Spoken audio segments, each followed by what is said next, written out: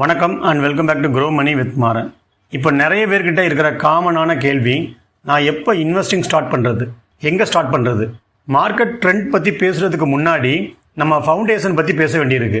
Cricket மேட்ச்சில் டைரெக்டாக sixer அடிக்க ட்ரை பண்ணால் அவுட் ஆக சான்ஸ் இருக்குது.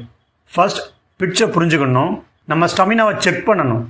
அதே மாதிரி தான் மியூச்சுவல் ஃபண்ட்ஸ் ஆர் ஸ்டாக்ஸ்குள்ளே போகிறதுக்கு முன்னாடி உங்கள் ஃபினான்சியல் ஹெல்த்தில் ஒரு 3 இம்பார்ட்டன்ட் செக் பாயிண்ட்ஸ் இருக்குது.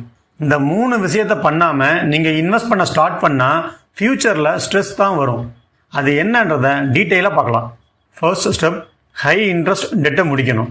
நம்ம மக்கள்கிட்ட இருக்கிற பெரிய மிஸ்டேக், ஒரு பக்கம் 36% வட்டி கட்டுவாங்க, இன்னொரு பக்கம் 12% ரிட்டர்ன்ஸ் வருமானு மியூச்சுவல் ஃபண்டில் தேடுவாங்க.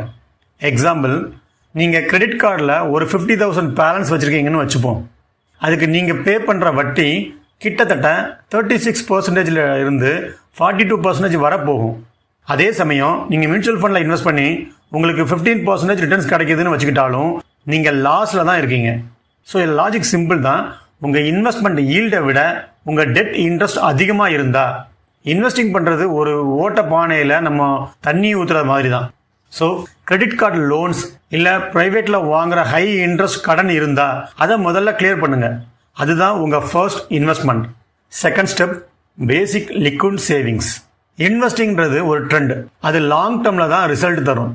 ஆனால் நம்ம லைஃப்பில் டெய்லி எக்ஸ்பென்சஸ் இருக்கு இல்லை, ஒரு சில நேரம் சேலரி டிலே ஆகலாம், இல்லைன்னா ஒரு சின்ன ஃபங்க்ஷன் வரலாம். இந்த மாதிரி சின்ன சின்ன விஷயத்துக்கு உங்கள் இன்வெஸ்ட்மெண்ட் அமௌண்ட்டை தொடக்கூடாது. எக்ஸாம்பிள், ஒரு வீடு கட்டுறோன்னா சிமெண்ட் அண்ட் செங்கல் மட்டும் முக்கியம் இல்லை, அதுக்கு முன்னாடி அந்த பேஸ்மெண்ட் ரொம்ப முக்கியம். நீங்கள் இன்வெஸ்ட் பண்ண போகிற பணம் ஃப்ரீ மணியாக இருக்கணும். அதாவது அதை எடுத்து உங்கள் அடுத்த மாத செலவு பாதிக்கப்படக்கூடாது. இன்வெஸ்ட் பண்ண ஸ்டார்ட் பண்ணுறதுக்கு முன்னாடி உங்கள் பேங்க் அக்கௌண்ட்டில் உங்கள் மந்த்லி ஸ்பெண்டிங்க்கு மேலே ஒரு சின்ன பஃபர் பேலன்ஸ் எப்பவும் மெயின்டைன் பண்ணுங்கள். அது உங்களுக்கு ஒரு பீஸ் ஆஃப் மைண்ட் தரும். Third and most important step, emergency fund. இந்த பாயிண்ட்டை தான் நிறைய பேர் மிஸ் பண்ணுவாங்க. எமர்ஜென்சி ஃபண்ட்னா என்ன? சடனாக ஜாப் லாஸ் ஆனாலும் இல்லைன்னா ஒரு மெடிக்கல் எமர்ஜென்சி வந்தாலும் அப்போ போய் நம்ம இன்வெஸ்ட்மெண்ட்டை செல் பண்ணக்கூடாது. எக்ஸாம்பிள், ஒரு காரில் ஸ்பேர் டயர் ஸ்டெப்னி எப்பவும் இருக்கும். அது நம்ம காரோட வேகத்தை கூட்டாது, ஆனால் டயர் பஞ்சர் ஆனால் நம்ம பயணத்தை தடை இல்லாமல் நடத்த ஹெல்ப் பண்ணும். எமர்ஜென்சி ஃபண்டும் அதே மாதிரி தான். இல்லை தம்ப் ரூல் என்னென்னா, உங்கள் மந்த்லி எக்ஸ்பென்சஸில் 6 டைம்ஸ் அமௌண்ட்டை ஒரு சேவிங்ஸ் அக்கௌண்ட்டில் இல்லைன்னா லிக்விட் ஃபண்டில் வச்சுக்கோங்க.